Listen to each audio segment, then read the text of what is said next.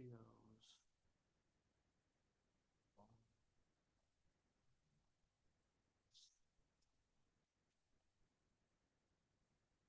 Details. Here we go. Let's get that thumbnail in there.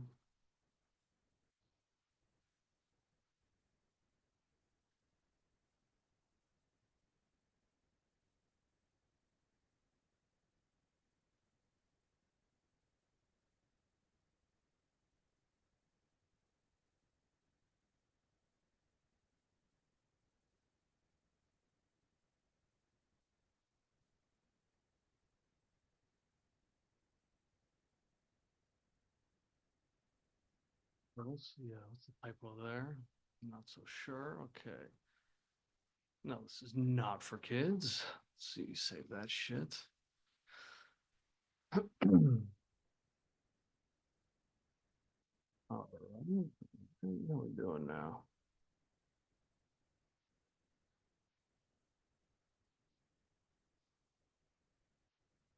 Let's share this now. Let's see where we at.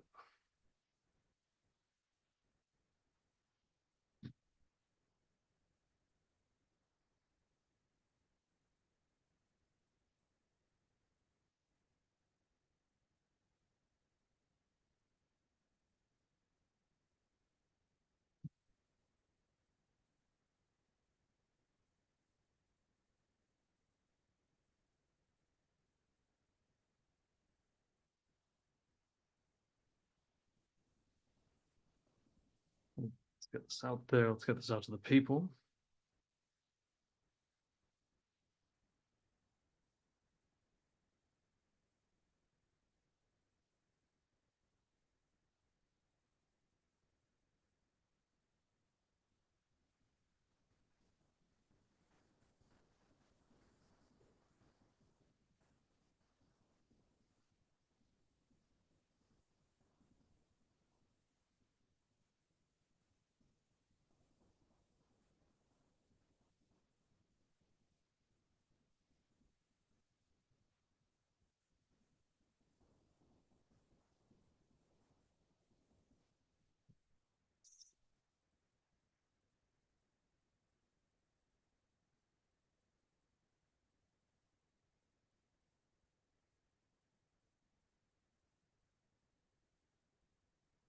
All right.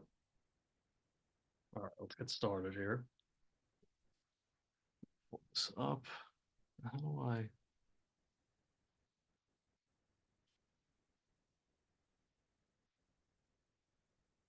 guess I'm just not gonna do that. Hold on.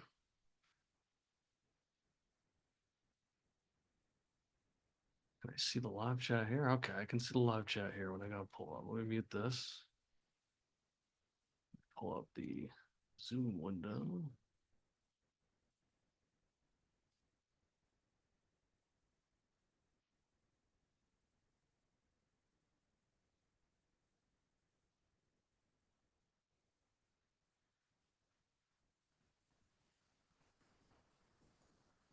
All right, let's get it started. I'm not gonna wait too long. I do not expect this to be too entertaining of a stream. I'm a guy that pays off his bets. I promise to eat an entire Entenmann's cake if the Patriots sign Stefon Diggs. I'll be honest. I was not proposing that as a punishment to myself. It's more of a personal challenge. I'm more of a personal challenge guy. Uh, I like eating this cake. I've always thought that I could eat an entire one in one sitting. Last time I bought one, I ate it in 24 hours, and I tweeted it at Clem, and he retweeted it. He gave me some respect, but I was also getting some disrespect in the replies from that. People saying that 24 hours was far too long. People chirping me for not eating all the icing off the inside of the tray. I mean, come on, what are we doing here? So it was more of just I like the Norm Macdonald joke. Oh, if this thing happens, I'm gonna eat a hat. Sidebar, I really want to eat a hat. I don't want to eat a hat. That's almost what I went with. But I actually thought it was a realistic possibility that we would get Diggs. I'm not trying to eat a hat. I don't think that's really possible. I'm not sure how you'd go about that. You probably have to boil it, start there. But I'm gonna eat this cake. I got the cake right here. Here it is. I got a fork. We're just going to go at it. I think that I can attack this, and I think that I can take care of business pretty quickly. So, before I get started, let's just start. All my live streams are always brought to you by our two proud sponsors, starting with Sundog Multimedia. Sundog is an online communication and social media company. What started as a personal tool has since evolved into something much bigger, allowing users to communicate, research, and discover things that impact their lives and daily decisions. Sundog will collaborate with you to build and execute a modern yet nimble social media strategy by utilizing innovative and traditional media principles. Sundog is also a proud supporter of the Stop Soldier Suicide Foundation. You can follow them on Instagram at sundog underscore multimedia. That's sundog underscore multimedia. Brains, brawn, and true professionalism. That's easy peasy moving and service. Muscle for hire, moving, assembly, errands, you name it, they will do it. Easy peasy is a multi-service team. If you need something, just ask. All right, chat. I believe I've kind of explained myself. If you're here, I feel like you should have a fair idea of what's going on. So, like I said, I don't expect this to be too entertaining. Let's see. Let's make sure that stream is up. We are good. All right. Let's hop into this. I did buy this a couple days ago. I don't know, is there an expiration date or something? Used by, oh, Jesus Christ. Okay. Best by April 7th. I'm pushing it here. I am a little worried about the stale factor. I was gonna do this last night. I actually went live for a few minutes, and I had to make a quick drive in. I had to go do a quick pickup in Hoboken for a special someone. So I was not able to do that. So the box has been open for, I guess, a little over 12 hours. We're looking at close to 18 hours, almost, what does that make it? A little over two-thirds of a day. So I'm a little worried about the stale factor. I don't think this is too big. I can see how, maybe the average non-sweet tooth might be a little intimidated by this, but I think I'm going to dig right in. It's pretty light cake. The frosting is not too heavy, so I think that I can handle this. Let's see. I think I need to. I hold it like this. What's the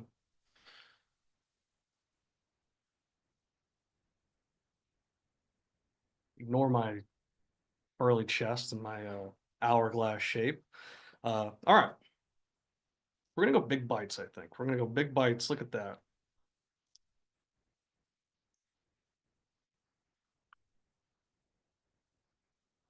Pray to God, the chewing does not get picked up in the mic because that's fucking disgusting. But I don't know. I guess I'll start by congratulating UConn women's basketball.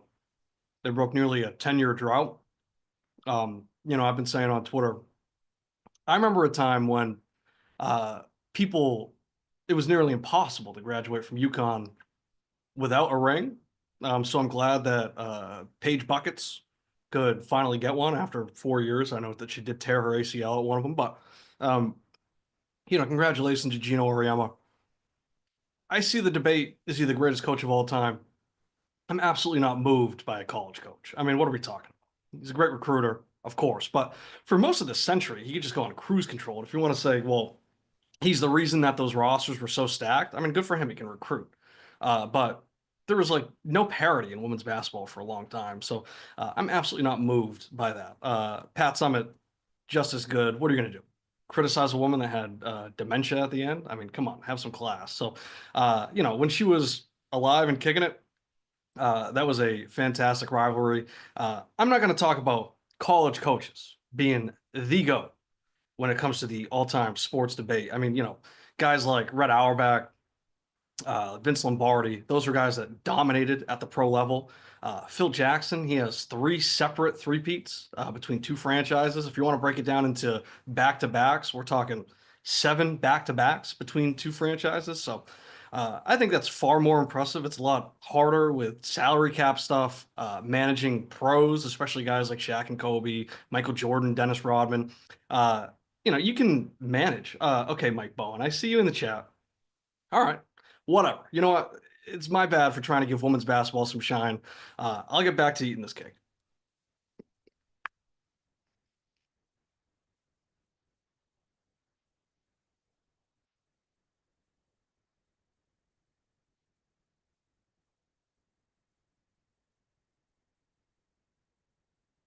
I have napkins. I'm gonna try to avoid using them.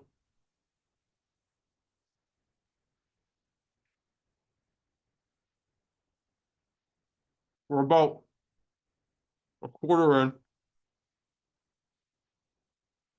I think this is the only way to do it. I think they're just gonna attack, attack, attack.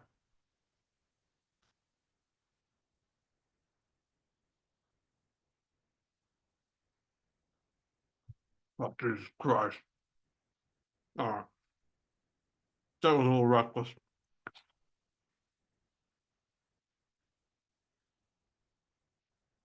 I agree, Simcoe. I mean, people try to criticize Belichick for how things ended there, but 2 decades, there was never a question. I remember we would always be able to joke that you could pencil the Pats in for a modest 11 wins.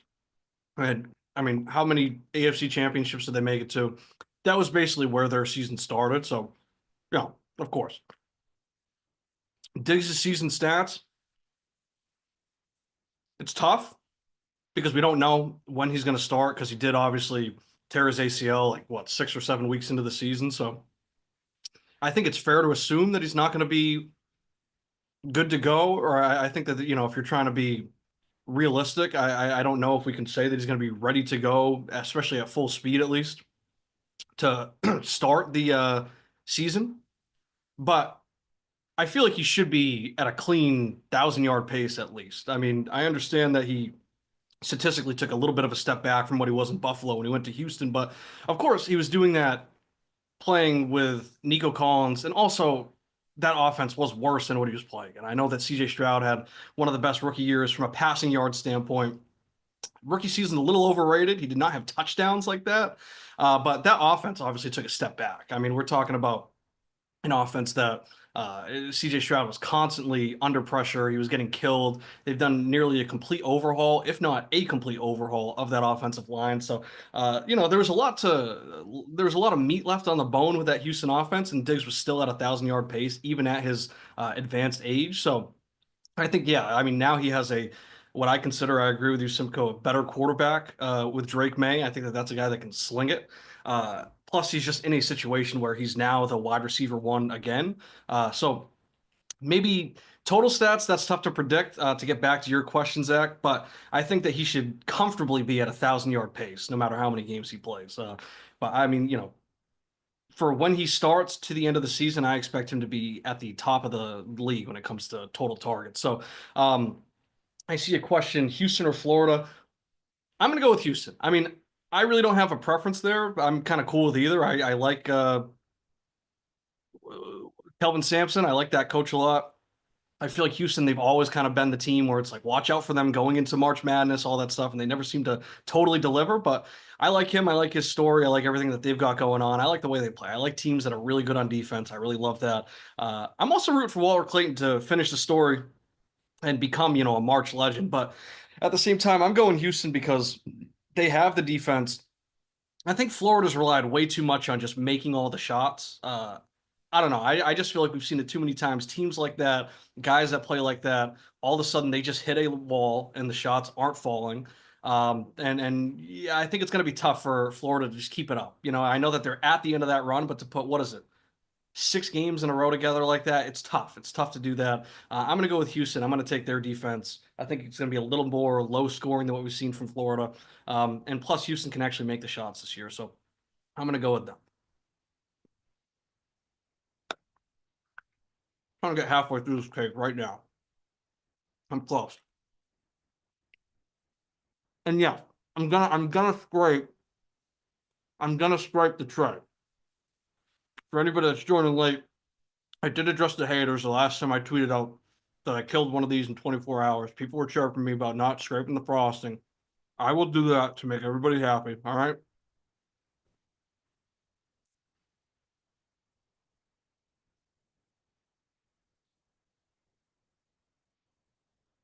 I'm over halfway through. I'm gonna take another big bite here. We're almost at.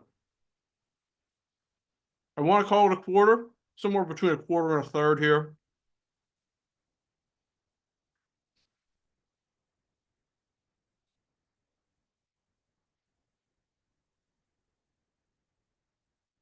Listen, what I'm doing right now is unbelievable. You guys see this shit. When did I go live?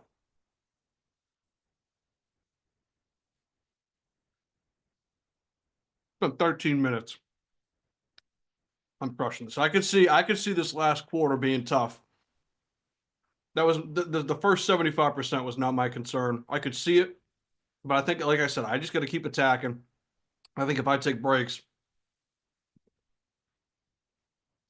I don't know the shirt off policy here. For anybody that's been following me, you know that I've been doing my 100,000 push up challenge. I did cross over the 60,000 threshold. My chest is popped. So I know men can usually do the shirt off thing. I'm not saying that I got like breasts, but they're big enough that the algorithm could pick something up. So I don't want to risk it with the shirt off thing. I will say I was at my I was at the I don't want to call it the barber shop, okay? I'm not sure what to call a guy that's not a barber, but he cuts your hair and he gives you, a man's haircut, like a fade. It's a salon, okay? It's mostly a female demographic there. It is a guy that cuts my hair, but he is the owner of the salon as well. I think he gives me a pretty clean fade. He does a good job. You see this with the goatee. I'm a goatee guy now. It's true. But uh, he also cuts Robert Flores' hair, not to brag. Any Sports Center, any OG Sports Center fans. I guess it's not OG, but from our era. Um, I was telling him about my challenge. He asked if he could touch my chest, and I allowed him to. I allowed him to do it while I was sitting in the chair. I got a little flex off. He was impressed. He loved it. He was blown away. But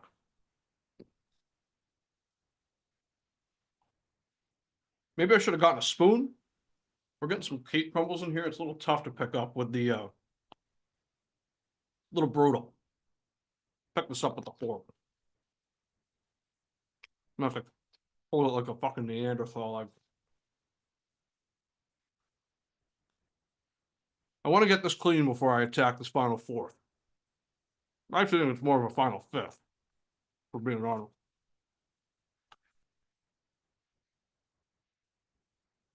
All right,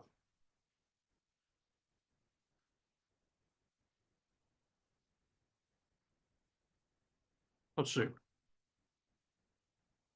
I need an emoji that we can fire off in the chat. Simco, pick out an emoji, put it in the chat, and fire it up. Let's get it going, chat. First three picks in the NFL draft. At this point, it feels like Cam Ward is a lock. I'm not totally sold. I understand that they canceled their workout with Shadur. That doesn't really move me. I'm more interested that they canceled it with Travis Hunter. But I don't know. I'm not completely sold on them, the Titans, sticking and picking Cam Ward at the top of that draft. I just I think he's far and away the best quarterback in this draft. I just don't know if he's the guy, right? I mean, uh, what's the guy's name? Something. Borzongo, whatever the hell the new GM's name. He came from Kansas City. He knows what a generational quarterback looks like. They played against Tom Brady plenty of times. But yeah, let's fire off that devil face in the chat. Let's get it going. But as far as Cam Ward goes, I don't know. And like, yes, anybody that's in this chat, I feel like you might be in my dynasty league. You might know that. God damn. You might know that I am a Will Levis guy. I've been a Will Levis supporter forever. I'm not letting my bias cloud that. I just don't know if they're going to pass on guys like Travis Hunter or Abdul Carter. And just because they canceled their workout with Shadur and with Travis Hunter, it doesn't necessarily mean that they're out on those guys. They were at the pro day, I'm almost certain. So, I mean, I just feel like they've seen more than enough. They don't need to do a private workout with the guys. But um, yeah, I mean, to get back to it, I think Cam Ward, easy lock for the first overall pick. Second pick right now, what are we talking about? It's Browns that pick second, then the Giants third, right? Um, I'm getting interested in this Browns. I'd consider mayo on the cake. I don't know if I just do like a full dump of mayo on it. If you wanted to make it like a mayo frosting, more of like a sour cream cake, that type of vibe. I think I could get down with that. Sour cream cake is unbelievable. But yeah, I'm kind of buying this Travis Hunter to the Browns thing too. I just like when it comes to the quarterbacks, I'm not a big believer in selling out just because you need a quarterback. I've said that with Dynasty. I've also said that with with the NFL. I just don't think that if you need a quarterback, you should force yourself to take one. That's how you get into a situation like Daniel Jones. But yeah, I don't know. It's Cam Ward. I'm gonna go Travis Hunter. That's where I think it gets interesting. I'm still not sure. I don't know if I have much of a read when it comes to where Shadur is gonna go. I think that if he does start to fall, I think that could make things interesting, and I could see a team that drafts Travis Hunter, like the Browns, getting aggressive from that 2 or 3 spot in the second round, trying to move all the way up to snag Shadur if he starts to fall. I don't know if it's possible to really do that from pick what 34, 35, whatever. I don't know if you can necessarily get back into like the top 8. But if all of a sudden we're looking at like a 10 to 15 situation, I think that it can definitely happen. So I think that's where it gets a little bit interesting. So what am I saying? We're going Cam Ward. We're going Travis Hunter. I think that I'm gonna try and manifest Shadur going to the Giants. I mean, I saw that clip where it seems like he feels confident that he's going to the Giants. I saw the clips of him in New York months ago. Playing catch with Malik Neighbors, all that stuff. I just feel like Shadur, prime time, he wants to end up in New York playing at the Meadowlands. I could see it happening. I would like to see Abdul Carter follow us. Either Abdul or Travis Hunter. It's feeling less likely that it's going to be Travis Hunter at this current time. I'll take either one, whoever they want it to be. But I would like to get Abdul Carter. I'm also very happy with ending up with Will Campbell, whether that's trading back and taking him, or if we're sticking and just picking what we think is the best player available at 4. I'm totally cool with that. I don't want that to be Membo. I think he's a good guy. He was intense. He looked great at the combine, all that. I don't like late risers from the combine. I'm just not a fan of that. All of a sudden, he was in that top 4 discussion because of his combine performance. Spare me with that stuff, okay? I would like to see Abdul Carter fall to us. We've had so many great pass rushers. I was saying this to Frank earlier today on Twitter. Jesus, I hope you guys can't hear that. Jesus Christ. We've had so many great pass rushers in our time as Patriots fans. We have not really had a disruptor at that level. What he can bring to it, I would love to experience that. We've seen what a guy like TJ Watt can bring to a defense, what a guy like Miles Garrett can bring to a defense. I would love to get somebody like that on our defense. Feel like we are set for life pretty much with Abdul Carter, with Christian Gonzalez, with the rest of those guys we already have on the line, those young guys. I hope that Barmore can come back and be healthy and be himself. That would be great. I think that Keon White, having all these guys we've added, can really open things up for him. So I would love to see that. So I'm hoping that that top 3 is some combination of I would like to see both quarterbacks go, though I'm doubtful when it comes to Shadur. And then whoever's left over when it comes to Hunter or Carter, I'm happy with getting that. So it feels like it's going to be Hunter in that top 3. I'm not sold on Carter being available. I just can't imagine that people are going to pass on him like that. But if they do, I'm trying to manifest it. So I got to get back to this cake because I'm gonna be honest. All that talking has started to.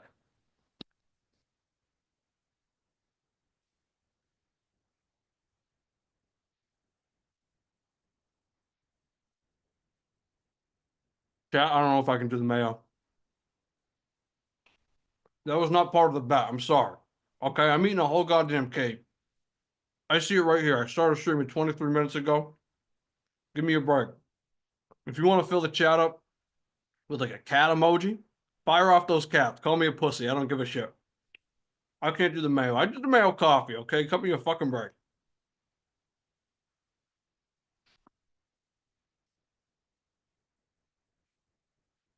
I'm gonna say though, I see Jalil in this chat. I have not heard him respond to my wellness check from my last video. That's all I gotta say.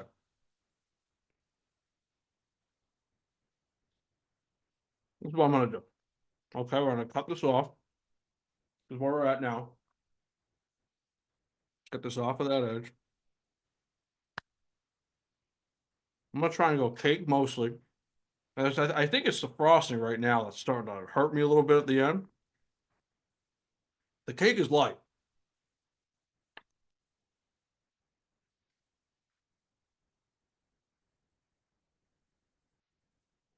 Let me take a breather real quick. I don't want any, no questions here. I'm not spitting into my napkin, okay? James Cook, 1-8, Pearsall, Saquon, Trey Benson. No, I don't think so. I've been talking about it for a minute now.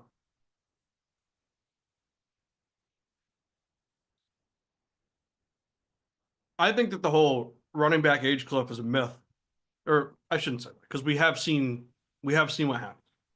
But I think the whole running back age cliff. I think that we're going to start to see that goalpost start to move a little bit. Derrick Henry is obviously a freak, but even we're seeing what guys like Joe Mixon just did. Right, he was about to get waived. They had the announcement out, like they were waiving him, and then they traded him for fairly cheap to Houston, and then he came back, put up an unbelievable season. Of course, he did deal with some injuries, but we're talking about the hip drop tackle that killed him, right? That killed his ankle. He still came back. He still played great.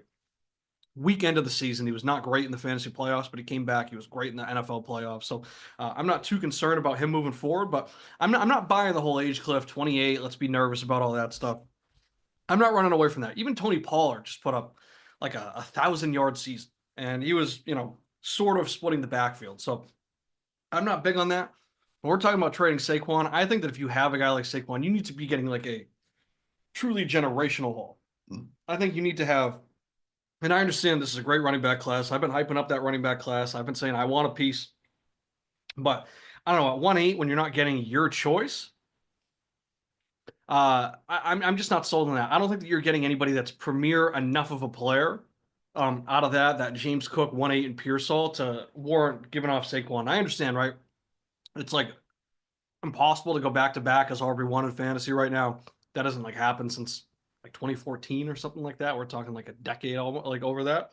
But I think you got to keep it rolling with Saquon. That is an unbelievable offense. It's an unbelievable system that they have for him. We saw exactly what happened. Everybody knew it was going to happen. People were trying to maybe have some doubts about it, but he stepped in, put up one of the greatest running back seasons ever. And maybe that is his peak. But just because he maybe can't necessarily meet that again, I don't expect him to just fall off of a cliff. So I'm not going to be panicking too much about that. I think if anything, we're looking at James Cook, who his whole thing was that he was putting up the yards, but he wasn't getting the touchdowns. And then he had this unbelievable boom with the touchdowns. I feel like if we're going to talk about regression, he's more likely to regress to a detrimental point than Saquon is. Saquon is just one of the greatest running backs of all time. Cook is also putting his house on the market. The Bills have not given like a second contract to a running back like ever. Basically, I don't know the actual stat. I could be making that up, but it's hard to get a second contract as a running back there. So even his future is a little murky. Trey Benson, I like him. He might have to wait a little bit behind James Conner. But I think that he looked good with his touches. You can't just necessarily look at the stats with him and make a judgment off of that because when you're only getting a few touches a game, it's hard to get into a rhythm and do all that. But with what he was getting, he still had enough great runs where I looked at him, I said, he looks like what I was kind of expecting him to be. So James Conner, we've seen him have to miss games every once in a while. He has not always been the healthiest running back, and we know how the, game to game health can be with running backs anyways. So I would like to invest in his backup. So I think that if you're going Saquon, Trey Benson, I think you got to feel safe with that. James Cook, I just feel like you're buying him at a bad time right now. It's almost like, and I hope this does not come across as a shot to the Zits, but the Zits, they did buy Deebo Samuel when he was coming off of his massive season when he was basically playing running back full time for the Niners. And I just thought that was a bad time to buy him because he was never going to get those carries again. So you could only assume that he was going to fall off production wise from that standpoint. He was still great after that, but what it took to get him coming off of that season, I don't think that you necessarily got that return. I don't know what you turned Debo into after that, but like I said, I'm not using that as an example to take a shot, at a former champion in the Zits. I'm just speaking in general. I think this is a bad time to buy James Cook. I feel like we're going to see that touchdown regression when it comes to 1-8. Like I said, you're going to get a running back with that pick. I'm assuming that's what you're making the move for. I think that would be wise when you look at the running backs compared to the wide receivers in this class, but not having your choice and having to kind of let the draft board play out to decide which one you get. I don't love that. And then Pearsall, I like him. I just don't know how much upside he has. So I'm going to stick with Saquon, the elite player, by far the best player in this trade that you're proposing out here. And then I'm going to take a chance on Trey Benson to be the heir apparent in Arizona. So, Jesus. Yeah, I agree with you, Simcoe. I agree with that. All right, let me get a little bit of water. I actually wish I had a Coke. I feel like Coca-Cola is more of the elite drink when it comes to clearing out space. I think people might talk about the bubbles and all that. I think it's a good thing. I think drinking Coke, producing burps, that's always worked for me. Maybe it's more of just to each their own thing. I got to scrape some of this frosting off. Um, all right, all right. I am making an absolute mess. Hold on. Trying to get this frosting off the sides. Let's get this going. All right, this is where we're at. I think I just got to man up and just get it in my mouth. Do not clip that. Do not clip that. But I think I just got to go for it. One last push. I want to get it into a place where I can kind of consistently scoop it. I don't want to be poking around at these cake crumbles. All right, we got a big scoop here with the frosting. Is that the smart move, chat? Is that the smart move to go the frosting first? Frosting's the tough part. I think I'll go frosting first. Thoughts on the Jets comments? I think it's concerning. Um, I don't want to overreact. I mean, I still think that Brees is the best running back there. He definitely was not. He definitely was not. He did not take the step up that you would expect. I believe in year two, coming off of the ACL injury. But at the same time, I feel like you got to take a lot of that Jet stuff with a grain of salt. That was just a bad team, bad offense, bad vibes. They are getting into what I think is a better spot. Justin Fields, I don't know if he's going to be the answer. So to kind of cover, your team as well, Mike Bowen.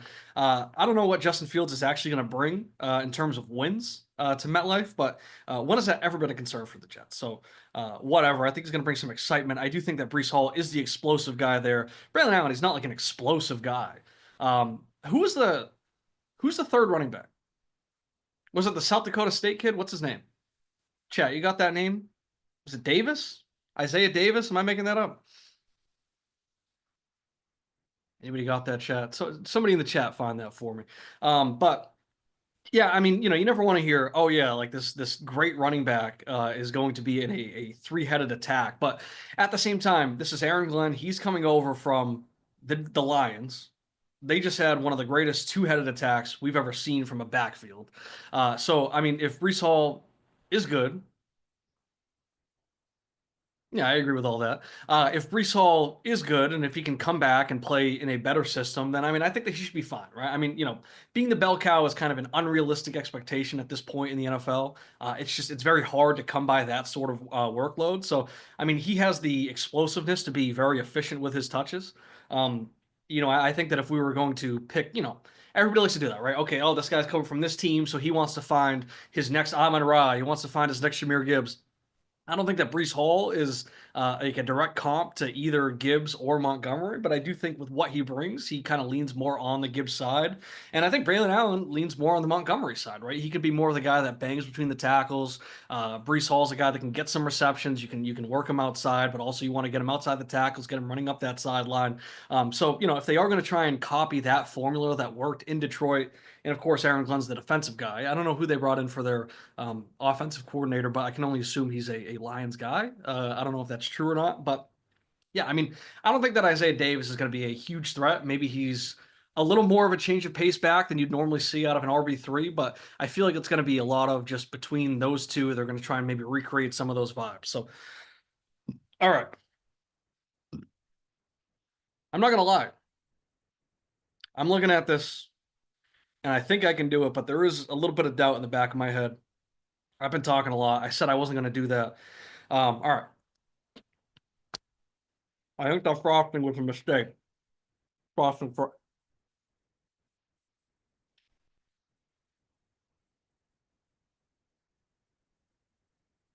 let's go. Let's get those faces into chat. Let's go. Fire them off.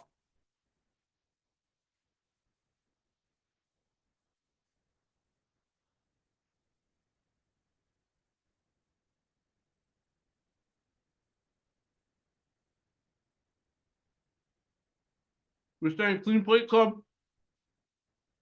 Chat, give me some, let me know. It's just clean enough, chat.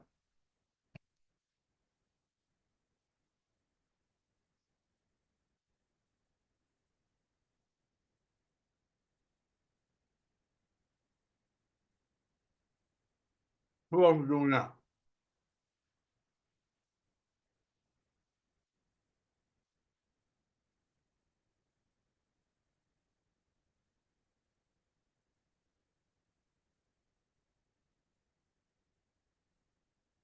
Where were you? Let's go, chat. What are we saying? We saying that's clean? I'm calling that clean. We got any haters in the chat? Listen to this. Look at this. I'm taking that off. I'm picking at these.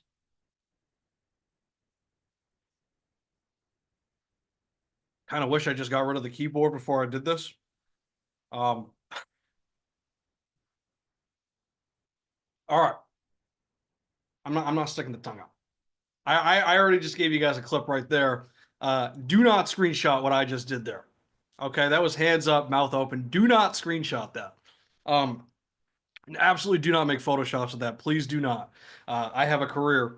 But listen, I'm going back. One last one. Scraping that.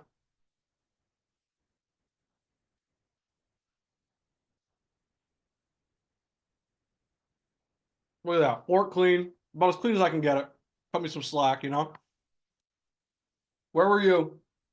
Where were you when I ate an entire Entenmann's cake? The whole stream, I started streaming 37 minutes ago. Maybe I'll go back, do some math, see when I officially started. I'm not sure. We'll call it like 35 minutes. Where were you when I ate an entire Entenmann's cake uh, uh, in about 35 minutes? Promises made, promises delivered. Thank you, chat. Thank you for coming out. It's much appreciated. All right, let's go, Stefon Diggs. Let's go, Patriots. I do think that this is going to be. People are going to be. Come on, we had a good offseason so far. We had a really good free agency period. We have filled a lot of holes on that defense that was already pretty good to begin with. I hope Christian Barmore comes back. We'll easily have one of the greatest defensive lines in the league. Let's attack that offense in this draft. Unless we get Abdul Carter, I'm cool with that. Day two, it's got to be offense. We got to get a receiver here. We got to get somebody that can work across the field from Diggs. We got Pop Douglas in the middle. Kayshon Boutte, I love the guy. I don't want him to be one of our top guys. Let's make him that deep threat. Okay, he can be a really good deep threat. Let's attack that offense. Let's put this team together. I think that we can be competing for a wild card this season. So I hope that this is what fuels it. When we make the wild card, I want us to all come back to this stream and talk about what I did right here, all for Stefon Diggs. Promises made, promises delivered. Thank you guys all for coming out.